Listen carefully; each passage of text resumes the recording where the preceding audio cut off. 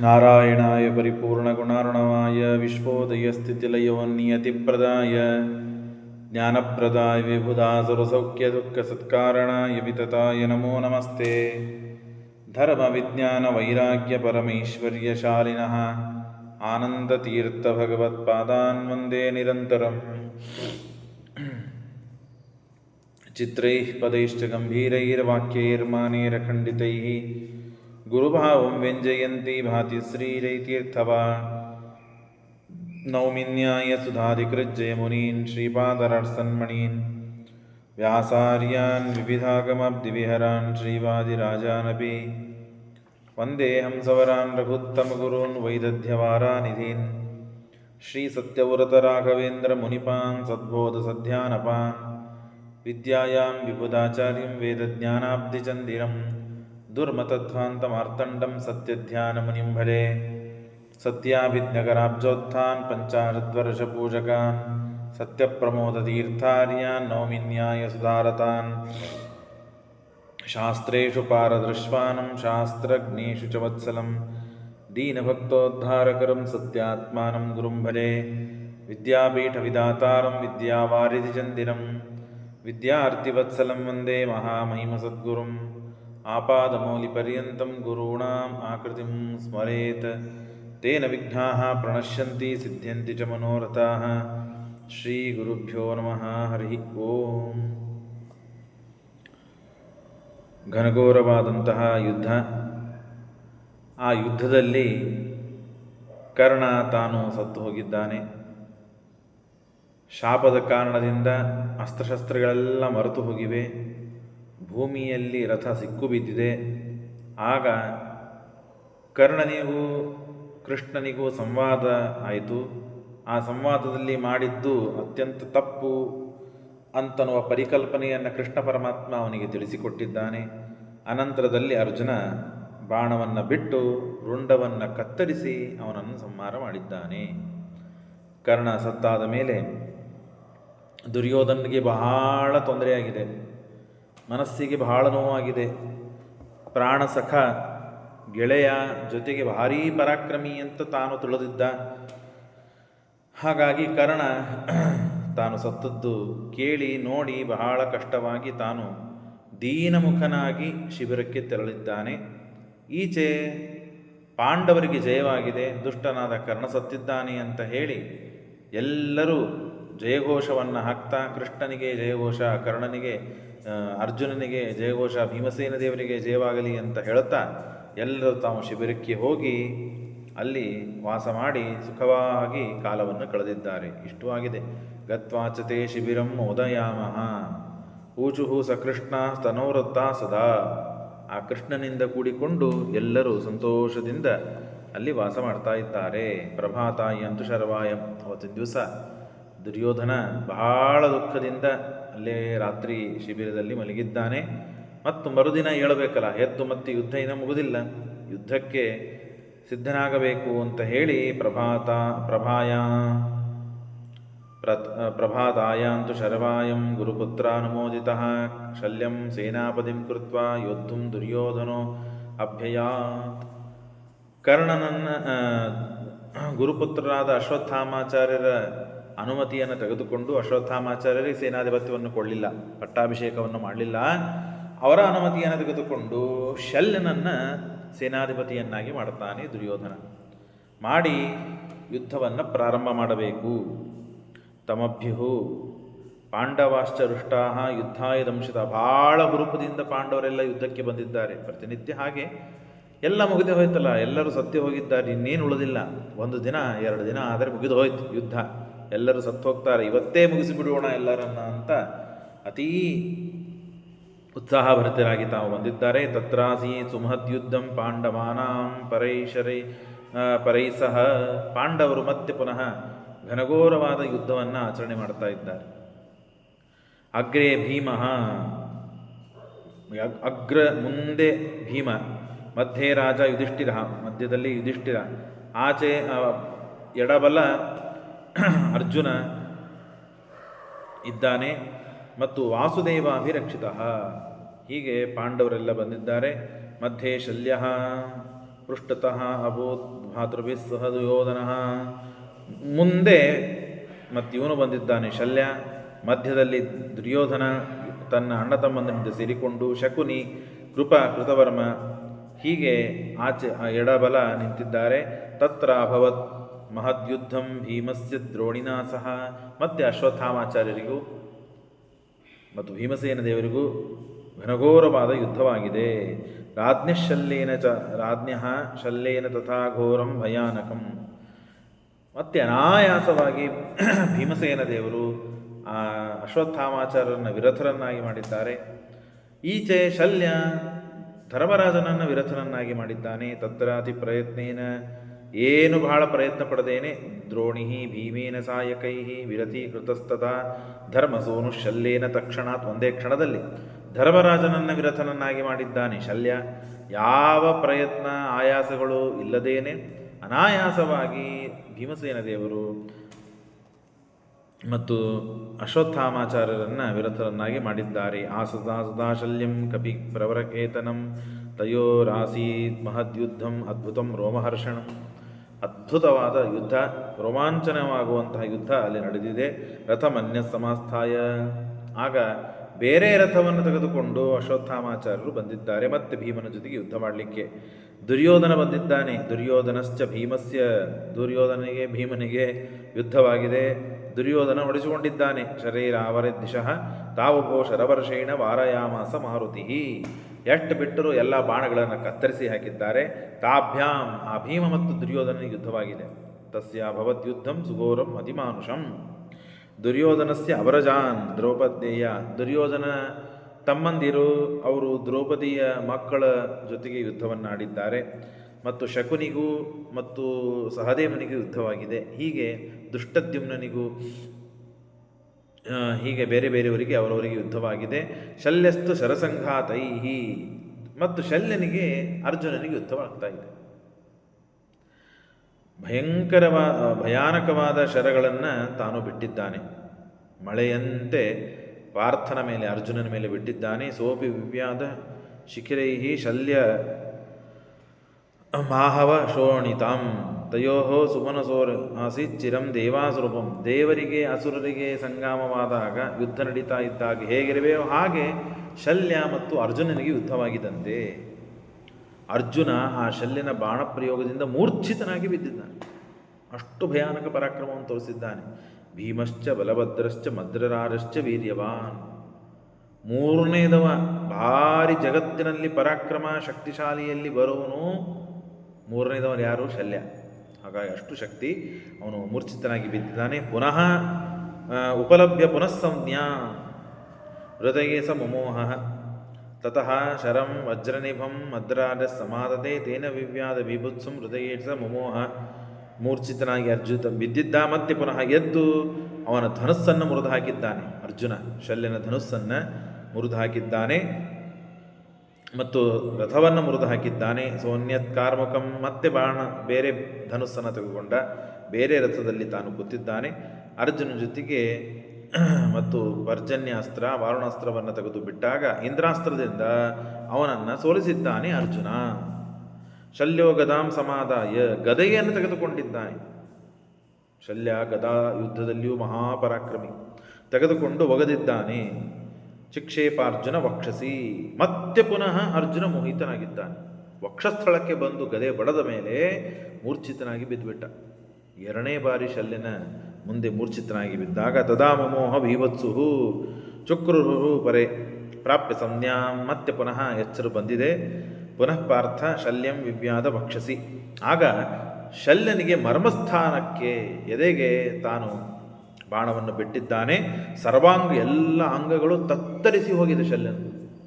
ಅರ್ಜುನನ ಪರಾಕ್ರಮದ ಮುಂದೆ ಶಿಶ್ವೇ ಧ್ವಜಮುತ್ತಮಂ. ಆಗ ಧ್ವಜವನ್ನು, ರಥವನ್ನು ಕತ್ತರಿಸಿದ್ದಾನೆ. ರಥವನ್ನು ಮುರಿದು ತಳಗೆ ಆ ಶಲ್ಯನನ್ನು ಬೀಳಿಸಿದ್ದಾನೆ. ತೇನ ವಿಫಲಿತೋ ಪಾರ್ಥ ಜದ ಯಷ್ಟಿಂ ಸಮಾಶ್ರಿತೆ. ಮತ್ತು ಬೇರೆ ರಥವನ್ನು ತೆಗೆದುಕೊಂಡು ಮತ್ತೆ ಪುನಃ ಬಂದಿದ್ದಾನೆ.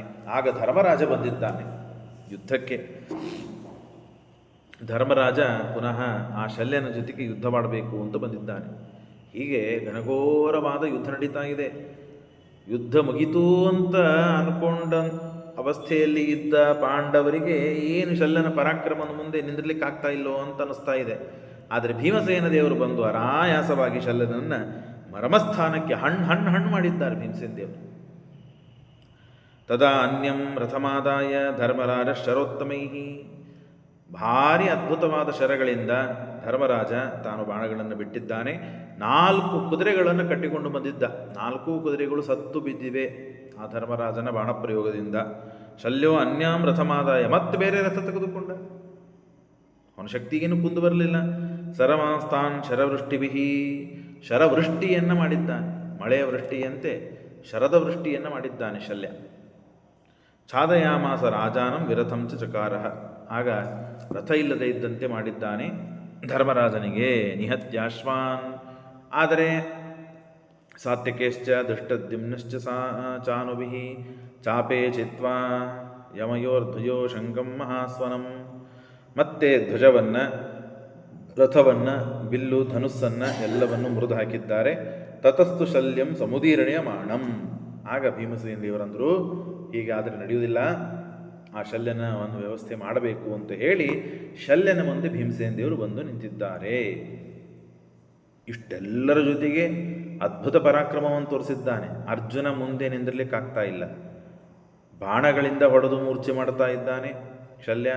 ಗದೆಯನ್ನು ಅಪ್ಪಳಿಸಿ ಪ್ರಹಾರ ಮಾಡಿ ಮೂರ್ಛಿತನನ್ನಾಗಿ ಮಾಡಿದ್ದಾನೆ ಅರ್ಜುನನನ್ನು. ಅರ್ಜುನನು ಅವನಿಗೆ ಪೀಡೆಯನ್ನು ಮಾಡಿದ್ದಾನೆ. ಧರ್ಮರಾಜನೂ ಪೀಡೆಯನ್ನು ಮಾಡಿದ್ದಾನೆ, ಪೀಡೆಯನ್ನು ಅನುಭವಿಸಿದ್ದಾನೆ. ಸೋಲಿಸ್ಲಿಕ್ಕಾಗ್ತಾ ಇಲ್ಲ ಶಲ್ಯನನ್ನು. ಆಗ ಭೀಮಸೇನ ದೇವರು ಎದುರಿಗೆ ಬಂದಿದ್ದಾರೆ. ಆಗ ತತಸ್ತು ಶಲ್ಯಂ ಸಮುದೀರ್ಯಮಾಣಂ ದೃಷ್ಟ್ವಾರಣೆ ಭೀಮಸೇನ ಸ್ತರಸ್ವಿ ನ್ಯವಾರಯತ್ ಬಾಣವರೈರನೇಕೈ ಚಕಾರ ಚೇನಂ ವಿರತಂ ಕ್ಷಣೇನ. ಒಂದೇ ಕ್ಷಣದಲ್ಲಿ ಬೇಕಾದೆಲ್ಲ ಪ್ರಯೋಗ ಮಾಡಿದರು ಭೀಮಸೇನರೆಲ್ಲ ಬಾಣಗಳನ್ನು ಮುರಿದು ಹಾಕಿ ಶಲ್ಯನ ರಥವನ್ನು ಮುರಿದು ಹಾಕಿದ್ದಾರೆ. ತಳಗೆ ನಿಂತ ಶಲ್ಯ. ಆಸ್ಥಾಯ ಚಾನ್ಯಂ, ಮತ್ತೊಂದು ರಥವನ್ನು ತಗೊಂಡ. ಆಪದಂತಂ ಪುನಶ್ಚ ಶಲ್ಯಂ ಭುಜಮೀಮ ಮರ್ಮಸು. ಮರ್ಮಸ್ಥಾನವನ್ನು ತಿಳಿದಂತಹ ಭೀಮಸೇನ ದೇವರು ಮರ್ಮಸ್ಥಾನಕ್ಕೆ ಹೊಡೆದಿದ್ದಾರೆ. ಹೊಡೆದರೆ ತ್ರಸ್ತನಾದ, ಹಣ್ಣಾಗಿ ಹೋದ. ನಿರ್ಬಿದ್ಯ ಬಾಣೆ, ಮತ್ತೆ ಪುನಃ ಬಾಣವನ್ನು ಅಲ್ಲೇ ಬಡಿತಾ ಇದ್ದಾರೆ ಭೀಮಸೇನ ದೇವರು, ಅಲ್ಲೇ ಹೊಡಿತಾ ಇದ್ದಾರೆ.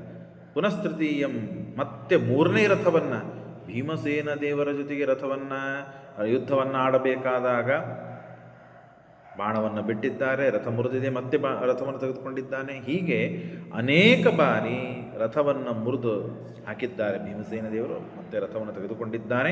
ಮರ್ಮಸ್ಥಾನಕ್ಕೆ ಬಾಣಗಳನ್ನು ಹೊಡೆದಾಗ ತಾನ್ಯಾನ್ ಆಯುಧಾನಿ ಅಸ್ಯ ಭೀಮಃ ಸರ್ವಾಣಿ ಜಿಚ್ಛೇದ ವಿಭೇದ ಚಾಸ್ಯ ಮರಬಾಣಿ ಬಾಣೈರ್ ನಿತರಾಂ ಪುನಃ ಆ ಮರ್ಮಕ್ಕೆ ಬಾಣಪ್ರಯೋಗವನ್ನು ಮಾಡಿದ್ದಾರೆ ಭೀಮಸೇನ ದೇವರು. ಸಮುಷ್ಟಿ ಮುನ್ಮಧ್ಯ ಜಗಾಮ ಧರ್ಮಜಂ. ಮುಷ್ಟಿ ಪ್ರಹಾರವನ್ನು ಮಾಡಿ ಮಾಡಿ ಮಾಡಿ ಮಾಡಿ ಹಣ್ಣಾಗಿ ಹೋಗಿದ್ದಾನೆ. ಏನೂ ಪ್ರಾಣನೇ ಉಳಿದಿಲ್ಲವನಿಗೆ. ಕೇವಲ ಶ್ವಾಸ ಇದ್ದಂತೆ ಐಸಿ ಒಳಗಿಟ್ಟಿರ್ತಾರಲ್ಲ ಮನುಷ್ಯನನ್ನು, ಸುಮ್ಮನೆ ಬದುಕಿರ್ತಾನೆ, ಏನೂ ದೇಹ ವಿಕಾರ ಮಾಡ್ತಾ ಇಲ್ಲ. ಹಾಗೆ ಆಗಿ ಹೋಗಿದೆ ಶಲ್ಯನಿಗೆ. ತ್ರಸ್ತನಾಗಿ ಹೋಗಿಬಿಟ್ಟಿದ್ದಾನೆ, ಏನೂ ವಿಕಾರನೇ ಇಲ್ಲ. ಆ ಸಮಯದಲ್ಲಿ ಭೀಮಸೇನ ದೇವರ ಹಿಂದಾದರೂ ಧರ್ಮರಾಜ ಮುಂದೆ ಬಂದ. ತಂ ಭೀಮ ಭಿನ್ನಂ ಮರ್ಮಾಣಂ ವಿವರ್ವಮಾಣಂ ನಿರಾಯುಧಂ ಶ್ವಾಸ ಮಾತ್ರ ಆವಿಷ್ಟಂ. ನಾನು ಹೇಳೋ ಮಾತಲ್ಲಿ ನೋಡ್ರಿ, ಕೇವಲ ಉಸಲಾಟ ಮಾತ್ರ ನಡೀತಾ ಇದೆ. ಮರಣ ಏವೈ ಕೇವಲಂ, ಅದು ನಿಂತರೆ ಸತ್ಯ ಹೋಗಬೇಕು ಅವನು, ಉಸುಲು ಮಾತ್ರ ನಡೀತಾ ಇದೆ. ಈ ಅವಸ್ಥೆ ಬಂದಿದೆ. ಆತ್ಮಾನಂ ಅಭಿಗಚ್ಚಂತಿ ದೃಷ್ಟ್ವಾನ್ಯಂ ರಥಮಾಸ್ಥಿತಃ ಹಂತು ಕಾಮೋ ರಣೇ ವೀರಂ ಅಮೋಘಾಂ ಶಕ್ತಿಮಾದದೆ. ಧರ್ಮರಾಜ ಅಮೋಘವಾದ ಶಕ್ತ್ಯಸ್ತ್ರವನ್ನು ತೆಗೆದುಕೊಂಡಿದ್ದಾನೆ. ಶಕ್ತ್ಯಸ್ತ್ರವನ್ನು ತೆಗೆದುಕೊಂಡು ಈ ಮಾತನ್ನು ಹೇಳ್ತಾನೆ, ನಾನಿಷ್ಟು ದಿವಸ ಸತ್ಯದಿಂದ ಧರ್ಮದಿಂದ ಪುಣ್ಯವನ್ನು ಮಾಡಿದ್ದರೆ ಈ ಬಾಣ ಪ್ರಯೋಗವನ್ನು ಮಾಡೋದರಿಂದ ಶಲ್ಯ ಸತ್ತು ಹೋಗಲಿ, ಸಂಹೃತನಾಗಲಿ. ನಾನು ಇಷ್ಟ ದಿನಗಳಿಂದ ಯುದ್ಧ ಮಾಡ್ತಾ ಇದ್ದೇನೆ, ಇಷ್ಟ ದಿನಗಳಿಂದ ಜೀವನ ಸಾಗಿಸ್ತಾ ಇದ್ದೇನೆ. ಸತ್ಯದಿಂದ ಜೀವನ ಮಾಡಿದ್ದರೆ, ಧರ್ಮದಿಂದ ಜೀವನ ಮಾಡಿದ್ದರೆ, ಪುಣ್ಯವನ್ನು ಮಾಡಿದ್ದರೆ, ಅತಿಥಿಗಳಿಗೆ ಅಭ್ಯಾಗತರಿಗೆ ರಾಜ್ಯವನ್ನು ನಡೆಸುವಾಗ ನನ್ನಿಂದ ಏನಾದರೂ ಪುಣ್ಯವಾಗಿದ್ದರೆ ಅದರಿಂದ ಈ ಶಲ್ಯ ಸತ್ತು ಹೋಗಲಿ ಈ ಬಾಣ ಪ್ರಯೋಗದಿಂದ ಅಂತ ಹೇಳಿ ಬಾಣವನ್ನು ಬಿಡ್ತಾನೆ. ಶಲ್ಯನಿಗೆ ಬಡಿತದೆ, ಶಲ್ಯ ಸತ್ತು ಹೋಗ್ತಾನೆ. ದಿವ್ಯಾಸ್ತ್ರೀರಪಿ ಸಂಯೋಜ್ಯ ತಾಂ ತದಾ ಧರ್ಮನಂದನಃ ಫಲೈಶ್ಚೈವ ಚಿಕ್ಷೇಪಾಸ್ಯ ಹೃದಿ ತ್ವರನ್ ವೇಗವಾಗಿ ಎದೆಯನ್ನು ಬಗೆದು ಬಾಣ ಹೋಗಿ ಅವನನ್ನು ಸಂಹಾರ ಮಾಡಲಿ. ಸತ್ಯ ಧರ್ಮದ ಫಲವಾಗಿದ್ದರೆ ನಾನು ಮಾಡಿದ್ದರೆ ಹಾಗೆ ಆಯಿತು. ಸತ್ಯ ಧರ್ಮ ರಥ ಶಲ್ಯ, ಧರ್ಮ ಸತ್ಯ ಇವುಗಳಲ್ಲಿ ರಥನಾಗಿದ್ದಾನೆ ಶಲ್ಯ. ಹಾಗಾಗಿ ಯಮಲೋಕಕ್ಕೆ ಹೋಗದೇನೆ ಇಂದ್ರಲೋಕಕ್ಕೆ ಹೋಗಿ ಇಂದ್ರನಿಂದ ಸ್ವಾಗತವನ್ನು ಬಯಸಿ ತಾನು ಅಲ್ಲಿ ಅಂದರೆ ಸ್ವರ್ಗಕ್ಕೆ ಹೋಗಿ ಸುಖವಾಗಿ ಇದ್ದಾನೆ. ಮದ್ರರಾಜೇ ಹತೆ ವೀರೆ, ಮದ್ರರಾಜ ಮಹಾಪರಾಕ್ರಮಿ. ಕರ್ಣ ಹೋದ, ಅಶ್ವತ್ಥಾಮಾಚಾರ್ಯರು ಇದ್ದಾರೆ, ಅವರೇನು ಸಾಯುವುದಿಲ್ಲ. ಆದರೂ ಅವರ ಪರಾಕ್ರಮವನ್ನು ಬೇಕಾದಷ್ಟೆಲ್ಲ ತೋರಿಸಿದರು. ಕೃಷ್ಣ ರಕ್ಷಣೆ ಮಾಡಲಿಕ್ಕಿದ್ದಾನೆ. ಭೀಷ್ಮಾಚಾರ್ಯರು ಹೋದರು, ದ್ರೋಣಾಚಾರ್ಯರು ಹೋದರು, ಮಹಾಪರಾಕ್ರಮಿಗಳೆಲ್ಲರೂ ಹೋದರು. ಕರ್ಣ ಹೋದ, ಶಲ್ಯ ಹೋದ, ಇನ್ಯಾರು ಉಳಿದ್ರು? ಯಾರು ಉಳಿಲಿಲ್ಲ. ಸುಶರ್ಮ ಅರ್ಜುನಂ ಅಭ್ಯದಾತ್, ಸಂಶಪ್ತಕರು ಬಂದರು. ಸುಶರ್ಮನ ಜೊತೆಗೆ ಯುದ್ಧವಾಗಿದೆ. ಪರಸ್ಪರವಾಗಿ ಬಹುಲೋ ವಿರಸೀಕೃತ್ಯ ಪೀಡಯಿತ್ವಾ ಪುನಃ ಪುನಃ ದ್ರಾವಯಾಮಾಸತಸ್ತೆ ಭೀಷಿತ ವಿವೃಕ್ಷತಂ. ಭೀಮಸೇನ ದೇವರ ಅರ್ಜುನನ ಪರಾಕ್ರಮವನ್ನು ಕಂಡು ರಥನೇ ಯಾರನ್ನ ರಥಿಕರನ್ನಾಗಿ ಮಾಡಬೇಕು, ಯಾರನ್ನ ಸೇನಾಧಿಪತಿಯನ್ನು ಮಾಡಬೇಕು? ಸೇನೆ ಉಳಿದಿರ್ತಾನೆ, ಸೇನೆನೇ ಉಳಿಲಿಲ್ಲ, ಎಲ್ಲರೂ ಸತ್ತು ಹೋಗಿಬಿಟ್ಟಿದ್ದಾರೆ, ಇನ್ನೇನು ಉಳಿದೇ ಇಲ್ಲ. ಹಾಗಾಗಿ ದುರ್ಯೋಧನ ಒಂದು ವಿಚಾರ ಮಾಡಿದ. ಬಹುಶೋ ವಿರಥೀಕೃತ್ಯ ಪೀಡಯಿತ್ವಾ ಪುನಃ ಪುನಃ ದ್ರಾವಯಾಮಾಸತಸ್ತೆ ತು ಭೀಷಯಿತ್ವಾ ವಿವರ್ಷಣಂ ಸೇನೇನ ಗೃಹೀತೋ ಸಂಜಯೋನಂತ ಶಕ್ತಿನ ವ್ಯಾಸೇನ ಮೋಚಿತ ಏಕೇನ ಪಾರ್ಥಾನ್ ದುರ್ಯೋಧನಭ್ಯದ. ದುರ್ಯೋಧನ ಏವಂ ಅಕ್ಷೋಹಿಣಿ ಷಟ್ಕಂ ಭೀಮೇನ ನಿಹಿತಂ ರಣೆ. 6 ಅಕ್ಷೋಹಿಣಿ ಸೈನ್ಯ ಭೀಮಸೇನದಿಂದ ಸತ್ತೋಗಿದೆ. ಪಂಚಪಾರ್ಥೇನ 5 ಅಕ್ಷೋಹಿಣಿ ಸೈನ್ಯ ಪಾರ್ಥನಿಂದ ಸತ್ತೋಗಿದೆ. ಹೀಗೆ ಏಕಾದಶ 6, 5 ಎಷ್ಟಾಯಿತು? 11 ಅಕ್ಷೋಹಿಣಿ ಸೈನ್ಯ. ಇನ್ನು ಉಳಿದದ್ದು ಅಕ್ಷೋಹಿಣಿ ಸೈನ್ಯ ಪಾಂಡವರಲ್ಲಿದೆ. ಒಟ್ಟಾರೆ 18 ಅಕ್ಷೋಹಿಣಿ ಸೈನ್ಯ, 11. ಇನ್ನು ಉಳಿದಂತಹ 7 ಅಕ್ಷೋಹಿಣಿ ಸೈನ್ಯ ಮತ್ತು ಪಾಂಡವರದಾಗಿದೆ. ಹಾಗಾಗಿ ಎಲ್ಲ ಸೈನ್ಯವನ್ನು ಕೊಂದು ಹಾಕಿದ್ದಾನೆ. ಏಕಾದಶ ಅಕ್ಷೋಹಿಣೀಭ್ಯ ಶಿಷ್ಟಮ್ಮನ್ನೇ ನಿಷೂದಿತಂ. ಸ್ವಲ್ಪ ಅವರು ಇವರು ಅಂಥೇಳಿ ಕೊಂದು ಹಾಕಿದ್ದಾರೆ. ಅಕ್ಷೋಹಿಣಿ ಚತುಷ್ಕಂ ಪಾರ್ಥಾನಾಂ ದ್ರೋಣಿನ ಹತಂ. ಅನ್ಯೇ ಸಮಸ್ತೈಶ್ಚ ದ್ರೋಣಕರ್ಣ ಹತಾವ್ರತಾ. ದ್ರೋಣಾಚಾರ್ಯರು, ಕರ್ಣ, ಭೀಷ್ಮಾಚಾರ್ಯರು ಇವರೆಲ್ಲ ಮತ್ತು ಪಾಂಡವರ ಇದ್ದ ಅಕ್ಷೋಹಿಣಿ ಸೈನ್ಯ 7 ಅಕ್ಷೋಹಿಣಿ ಸೈನ್ಯದಲ್ಲಿ ಅವರು ಅಷ್ಟು ಸಂಹಾರ ಮಾಡಿದ್ದಾರೆ. ಹಾಗಾಗಿ ಏನೂ ಉಳಿಲೇ ಇಲ್ಲ. ಆದರೆ ಪಾಂಡವರು ಮಾತ್ರ ಉಳಿದಿದ್ದಾರೆ. ಆ ಕಡೆಗೆ ಕೃಪಾಚಾರ್ಯರು, ಅಶ್ವತ್ಥಾಮಾಚಾರ್ಯರು, ದುರ್ಯೋಧನ ಇದನ್ನೆಲ್ಲ ನೋಡಿ ದುರ್ಯೋಧನ ಇನ್ನೇನು ಉಳಿಯುವುದಿಲ್ಲ, ಸಾಧ್ಯವಿಲ್ಲ ಅಂತ ಹೇಳಿ ದುರ್ಯೋಧನ ಪಲಾಯನ ಮಾಡಿದ್ದಾನೆ. ಸಮಯ ನೋಡಿಕೊಂಡು ಪಲಾಯನ ಮಾಡಿದ್ದಾನೆ. ಎಲ್ಲಿ ಅಂತಂದರೆ ದೊಡ್ಡದಾದ ಸರೋವರ. ಆ ಸರೋವರದಲ್ಲಿ ಹೋಗಿ ತಾನು ಮುಳುಗಿಕೊಂಡಿದ್ದಾನೆ. ಏನು ಮಾಡ್ತಾ ಇದ್ದಾನೆ ಅಂದರೆ ದುರ್ವಾಸರು ಕೊಟ್ಟಂತಹ ಮಂತ್ರದು. ಆ ದುರ್ವಾಸರು ಕೊಟ್ಟ ಮಂತ್ರವನ್ನು ಜಪ ಮಾಡಿ ಅನುಷ್ಠಾನ ಮಾಡಿ ಜಲಸ್ತಂಭ. ಹಾಗಾದ್ರೆ ಒಳಗೆ ಮುಳುಗಿದ ತಕ್ಷಣ ಕಿವಿಯಲ್ಲಿ ಮೂಗನಲ್ಲಿ ಎಲ್ಲ ಕಡೆ ನೀರು ಹೋಗಬೇಕಲ್ಲ. ಅವ ಜಲಸ್ತಂಭ ವಿದ್ಯೆಯನ್ನು ಕಲ್ತಿದ್ದ. ದುರ್ವಾಸರು ಕೊಟ್ಟ ಮಂತ್ರವನ್ನು ಅಂದು ಜಪವನ್ನು ಅನುಷ್ಠಾನ ಮಾಡಿದರೆ ಏನಿದ್ರ ಫಲ ಅಂತಂದರೆ ಸತ್ತವರೆಲ್ಲ ಪುನಃ ಬದುಕಿ ಬರುವಂತೆ ಅವರು ಜಪ ಮಂತ್ರವನ್ನು ಕೊಟ್ಟಿದ್ದರು. ಮೃತ ಸಂಜೀವಿನಿ. ಜಯಂ ಲಬ್ಧ್ವಾ ನದತ್ಸೂಚ್ಚೈ ಪಾಂಡವೇಶು ಮಹಾತ್ಮಸು ದುರ್ಯೋಧನಂ ಜಲಸ್ತಬ್ಧಂ ಕೃತ್ವಾ ಮಂತ್ರಾನ್ ಜಜಾಪಃ. ಮಂತ್ರ ದುರ್ವಾಸಸಾ ದತ್ತ ಮೃತ ಸಂಜೀವನ ಪ್ರದಾಹ. ಎಷ್ಟು 11 ಅಕ್ಷೋಹಿಣಿ ಸೈನ್ಯವಿದೆಯೋ ಆ 11 ಅಕ್ಷೋಹಿಣಿ ಸೈನ್ಯ ಮತ್ತೆ ಪುನಃ ಜೀವಿಸಿ ಬರುತ್ತದೆ. ಈ ಶಕ್ತಿ ಇದೆ. ಜಲಸ್ತಂಭ ವಿದ್ಯೆಯನ್ನು ಕಲ್ತಿದ್ದ. ದುರ್ವಾಸರು ಕೊಟ್ಟ ಮಂತ್ರ ಅದು. ಮತ್ತೇನಾಗಬೇಕು? ಮತ್ತೆ ಯುದ್ಧ ಆಗಬೇಕು, ಬೇರೆ ಉದ್ಯೋಗ ಇಲ್ಲ. ಇದೇ ಮಾಡ್ತಾ ಕೊಡಬೇಕು. ಆದರೆ ದುರ್ಯೋಧನ ಸೋಲು ಒಪ್ಪಲಿಕ್ಕೆ ತಯಾರಿಲ್ಲ. ಈ ಕೆಲಸವನ್ನು ಮಾಡಬೇಕು ಅಂತ ತಾನು ಜಲಸ್ತಂಭಕ್ಕೆ ಪ್ರವೇಶ ಮಾಡಿದ್ದಾನೆ. ಜಲೇ ಸ್ಥಿತ್ವ ಜಪನ್ ಸಪ್ತ ದಿನೈಹಿ 7 ದಿನವಾಗಿ ಹೋಯಿತು. ಸರ್ವಾನ್ ಮೃತಾನಪಿ ಉದ್ಧರೇತ್ ಧಾತರಾಷ್ಟ್ರೋಯಂ ಸ್ಯುಹು. ನನ್ನ ಅಣ್ಣ ತಮ್ಮಂದಿರೆಲ್ಲ ಬದುಕಿ ಬರಬೇಕು. ನನ್ನ ಕರ್ಣ, ದ್ರೋಣಾಚಾರ್ಯರು ಎಲ್ಲ ಯಾರ್ಯಾರು ಸತ್ತಿದ್ದಾರೋ ಮಹಾರಥಿಕರು, ನನ್ನ ಗೆಳೆಯರು, ಮಿತ್ರರು, ನನ್ನ ಅಣ್ಣ ತಮ್ಮಂದಿರು ಪುನಃ ಬದುಕಿ ಬರಬೇಕು.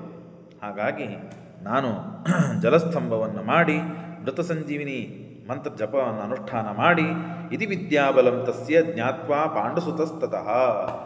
ಹೀಗೆ ಮಾಡ್ತಾ ಇದ್ದಾನೆ. ಹೇಗಿದೆ ನೋಡ್ರಿ, ಯಾರೂ ಸಾಯುವುದೇ ಇಲ್ಲ, ಸತ್ತವರೆಲ್ಲ ಬದುಕಿ ಬರ್ತಾರೆ. ಹೇಗೆ ರಾಮಾಯಣ ಕಾಲದಲ್ಲಿ ಸತ್ತವರು ಬದುಕಿ ಬರಲಿಕ್ಕೆ ಆ ಸಂಜೀವಿನಿ ಪರ್ವತವನ್ನೇ ಎತ್ತಿಕೊಂಡು ಬಂದರು 2 ಬಾರಿ. ಹನುಮಂತ ದೇವರು ಒಮ್ಮೆ ಎಲ್ಲರಿಗೆ ತೊಂದರೆ ಆದಾಗ, ಒಮ್ಮೆ ಲಕ್ಷ್ಮಣನಿಗೆ ತೊಂದರೆ ಆದಾಗ, ಆಗ ಪುನಃ ಎಲ್ಲರೂ ಸತ್ತವರು ಬದುಕಿದರು. ಆ ಮೃತ ಸಂಜೀವಿನಿ ಪರ್ವತವನ್ನು, ಅಂದರೆ ಆ ಪರ್ವತದಲ್ಲಿದ್ದ ಔಷಧಿಗಳನ್ನು ತೆಗೆದುಕೊಂಡು ಬರಬೇಕು ಅಂತ ಹೋಗಿದ್ದರಲ್ಲ, ಹನುಮಂತ ದೇವರೆಲ್ಲ ತಂದು ಅವ್ರನ್ನೆಲ್ಲ ಬದುಕಿಸಿದ್ರಲ್ಲ. ಹಾಗೆ ಇಲ್ಲೂ ಕೂಡ ಎಲ್ಲರೂ ಬದುಕಿ ಬರಬೇಕು ಅಂತ ಹೇಳಿ ದುರ್ಯೋಧನ ಈ ಪ್ಲ್ಯಾನ್ ಮಾಡಿ ದುರ್ವಾಸರ ಕೊಟ್ಟ ಮಂತ್ರವನ್ನು ಜಪ ಮಾಡ್ತಾ ತಾನು ಕೂತಿದ್ದಾನೆ. ಇದು ಮಾಡುವ ಕೆಲಸ ಪಾಂಡವರಿಗೆ ಗೊತ್ತಾಯಿತು. ಮತ್ತೆ ಎಲ್ಲ ಸತ್ತವರನ್ನು ಬದುಕಿಸುವ ಪ್ರಯತ್ನ ನಡೆಸಿದ್ದಾನೆ ದುರ್ಯೋಧನ. ಇತಿ ವಿದ್ಯಾಬಲಂ ತಸ್ಯ ಜ್ಞಾತ್ವಾ ಪಾಂಡುಸುತಸ್ತತಃ ಅನ್ವೇಷಯಂತಂ ಶುಶ್ರೂಹು. ಎಲ್ಲಿದ್ದಾನೆ, ಎಲ್ಲಿ ಅಡಗಿಕೊಂಡು ಕೂತಿದ್ದಾನೆ, ಎಲ್ಲಿ ಬಚ್ಚಿಟ್ಕೊಂಡಿದ್ದಾನೆ ಅಂತ ಎಲ್ಲ ಕಡೆ ಹುಡುಕ್ತಾ ಬರ್ತಾ ಇದ್ದಾನೆ. ವ್ಯಾಧೇಭ್ಯಸ್ತಂ ಜಲೇ ಸ್ಥಿತಂ ಆಗಚ್ಚನ್ ತತ್ರ ತತಃ ಪುರಸ್ಕೃತ್ಯ ಜನಾರ್ದನಂ. ಪಾಂಡವರು ಮತ್ತು ಕೃಷ್ಣ ಪರಮಾತ್ಮ ಇವರು ಕೂಡಿಕೊಂಡು ಆ ದುರ್ಯೋಧನನ್ನು ಹುಡುಕ್ತಾ ಬಂದಿದ್ದಾರೆ. ತದಾ ಜಲಾತ್ ಸಮುತ್ಮುಜ್ಯ ತ್ರಿಭಿಃ ದ್ರೋಣಿ ಪುರಸ್ಕೃತೈ ಮಂತ್ರಯಂತಂ ಸ್ಮ ದದೃಶು ತಾನ್ ದೃಷ್ಟ್ವಾ ತೇ ಪ್ರಜುರ್ಹು. ಕಂಡ ದುರ್ಯೋಧನ ಒಳಗೆ ಜಲದಲ್ಲಿ ಕೂತು ಮಂತ್ರವನ್ನು ಜಪ ಮಾಡ್ತಾ ಇದ್ದಾನೆ ದುರ್ಯೋಧನ ಅಂತನೋ ವಿಷಯ ಇಷ್ಟೊತ್ತನ ಕೇಳಿದ್ದು. ಹುಡುಕ್ತಾ ಬಂದಿದ್ದಾರೆ. ಅಲ್ಲಿ ಸರೋವರದಲ್ಲಿ ತಾನು ವಾಸ ಮಾಡುತ್ತಾ ಅಲ್ಲಿ ಕೂತಿದ್ದಾನೆ. ಯಾರು? ದುರ್ಯೋಧನ. ಅದನ್ನು ಕಂಡಿದ್ದಾರೆ. ಮಂತ್ರಯಂತಂ ಸ್ಮ ದದೃಶು ತಾನ್ ದೃಷ್ಟ್ವಾ ತೇ ಪ್ರದುರ್ಧ್ರುವು ದುರ್ಯೋಧನೋ ಅವಿಷತ್ತೋಯಂ ದೃಷ್ಟ್ವಾ ತಂ ಕೇಶವಾಜ್ಞೆಯ ಯುಧಿಷ್ಠಿರಃ ಸುಪುರುಷೈಃ ವಾಕ್ಯೈಃ ಏನಂ ಅವಾಕ್ಷಯತ್. ಧರ್ಮರಾಜ ಮಾತನಾಡುತ್ತಾನೆ ದುರ್ಯೋಧನನ ಜೊತೆಗೆ ಒಳಗೆ ಕೂತಾಗ. ಅವನಿಗೆ ಎಲ್ಲ ಕೇಳಿಸ್ತಿರ್ತದೆ, ಶ್ವಾಸೋಶ್ವಾಸ ನಡೀತಾ ಇರ್ತದೆ, ಬದುಕೇ ಕೂತಿರ್ತಾನೆ. ನೀರಿನಲ್ಲಿ ಬಹಳ ಹೊತ್ತು ಕೂತು ಸಾಯುವ ಪ್ರಸಂಗ ಹಾಗೆಲ್ಲ ಇಲ್ಲ. ಜಲಸ್ತಂಭ, ಅಗ್ನಿಸ್ತಂಭ, ಅಗ್ನಿಯಲ್ಲಿ ಎಷ್ಟೊತ್ತಿದ್ದರೂ ಅಗ್ನಿ ಸುಡೋದಿಲ್ಲ. ಹೇಗೆ? ಯಾಕೆ? ಅಗ್ನಿಸ್ತಂಭ ವಿದ್ಯೆಯನ್ನು ಕಲಿತವ್ರು ಇರ್ತಾರಲ್ಲ, ಹಾಗೆ ಜಲಸ್ತಂಭವನ್ನು ಕಲಿತಿದ್ದ. ಜಲವನ್ನು ಸ್ತಂಭನೆ ಮಾಡೋದು. ಜಲದಿಂದ ಇವನಿಗೆ ಏನು ಅಪಾಯವಾಗದೇ ಇದ್ದ ವಿದ್ಯೆ ಅವನಿಗೆ ಬರ್ತಿತ್ತು. ಅದರಲ್ಲಿ ಕೂತು ತಾನು ಜಪ ಮಾಡಿ ಮೃತ ಸಂಜೀವಿನಿ ಆ ಮಂತ್ರ ಏನು ದುರ್ವಾಸರ ಕೊಟ್ಟಿದ್ದನ್ನು ಜಪ ಮಾಡಿ ಸತ್ತವರನ್ನೆಲ್ಲ ಬದುಕಿಸುವ ಪ್ರಯತ್ನ. ಹಾಗಾಗಿ ಧರ್ಮರಾಜ ಅವನನ್ನು ಕುರಿತು ಮಾತನಾಡ್ತಾನೆ. ಭೀಮಸೇನ ದೇವರು ಮಾತನಾಡಿದಾಗ ಹೊರಗೆ ಬರ್ತಾನೆ. ಆ ಸುದ್ದಿಯನ್ನು, ಆ ಭಾಗವನ್ನು ಮತ್ತೆ ಪುನಃ ನಾಳಿನ ದಿವಸ ಕೇಳೋಣ. ಇವತ್ತಿಗೆ ಇಲ್ಲಿ ಶ್ರೀಕೃಷ್ಣ ಅರ್ಪಣಮಸ್ತು.